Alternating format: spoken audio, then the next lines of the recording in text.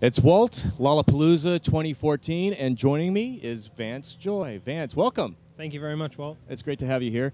How much have you been able to experience the U.S., especially when it comes to festivals?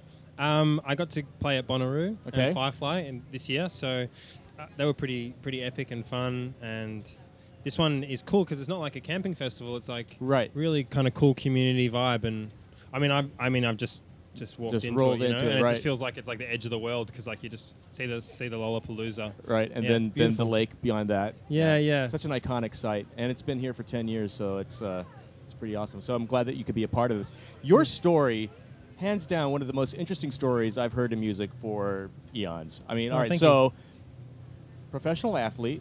Yeah, semi-professional. Okay. But I'll take it. All yeah. right. Law degree? Yeah. And now you're a singer-songwriter, playing the ukulele. Are you going to leave any females left on the planet for anybody else? Because seriously, dude, that's a great resume. Oh, definitely. I think So how do you plenty. get from being an athlete and then the law thing, and then how do you get from point A to point B? It didn't feel like a crazy mix when I was in it, you know. Right. I was just studying at university and playing football, which I loved, Australian rules football, which is popular sport in Australia. Sure. And for me, it was just I was going about my business, doing those two things, and music was always in the background. I'd play covers at like events for the football club and for friends and that kind of thing. And it wasn't until I wrote a couple of songs which I was proud of that I thought I could actually do music, you know, maybe more, or maybe I could actually do something with songwriting, and maybe people wanted to hear my music. So for me, it was simmering in the background, and it was just a little dream that I had that was in my heart, but I never really told anyone about. And for about 3 years, I was writing songs and keeping them to myself mostly, playing at open mic nights. And then I had about 5 songs which I was really proud of, and I recorded Riptide with a friend in the studio in 2012.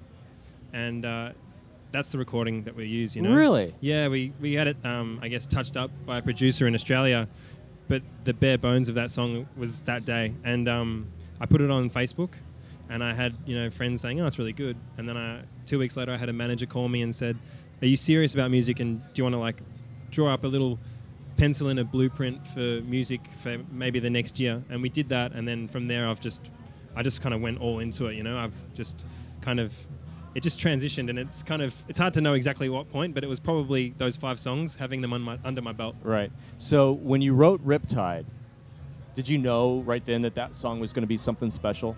I knew it was a special song. You know, it gave me a great feeling. It was like, I kind of liken it to you're doing something and it's like, it just fits. It's like you've got this puzzle piece and you just drop it in and it just works. Right. And you don't even know, like it feels like luck, or it feels like you're channeling something. Right. And sometimes songs are like that, and sometimes they're more of you really push that puzzle in and try and make it fit and smooth it over and sand it down. But it's not the best when it's like that. It's best when it's the perfect fit and you know it. And it's just, totally. yeah. I think that's true, and I knew that it was special in that I'd play it to my mum and dad and to friends, and they'd say, "I like that song, you know, there's something about that song that is sticking with me." Right. So I knew there was that, but I didn't know what that meant for music and for what that meant for my life for the last 2 years, but it's cool. Are you surprised, and you shouldn't be, but are you surprised that it's taken off to be the massive song that it has? I am surprised, and definitely because it was such a small beginning for the song. Right. And I guess my goals have realigned, and people are like, "Oh, people want to hear it," and you're here and here, and now I'm here.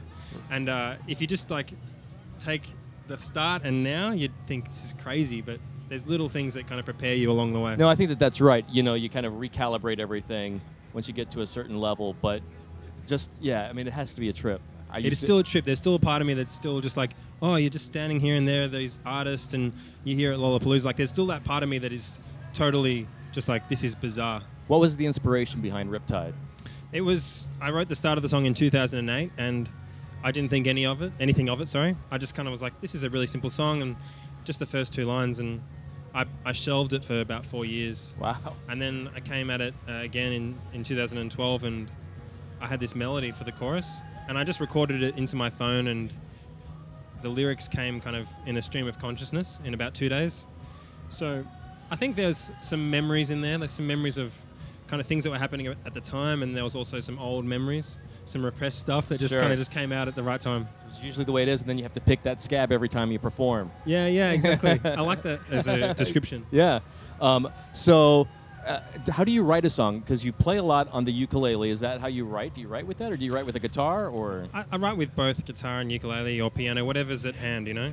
And I guess, you know, sometimes it's the random instruments like the old broken guitar in your bedroom that you can get a song out of. and they have that one special sound, and it becomes the sound of a song. Yeah, exactly. Yeah. You know, and that's sometimes songs fit better on either. But for me, Just whatever's in arm's reach, I suppose. whatever's in arm's reach, you know. Yeah. Yeah. I just picked up a ukulele that's not like a toy, and I actually started messing around with it maybe a few months ago because it seems to be a very hip instrument right now for some reason. But Yeah.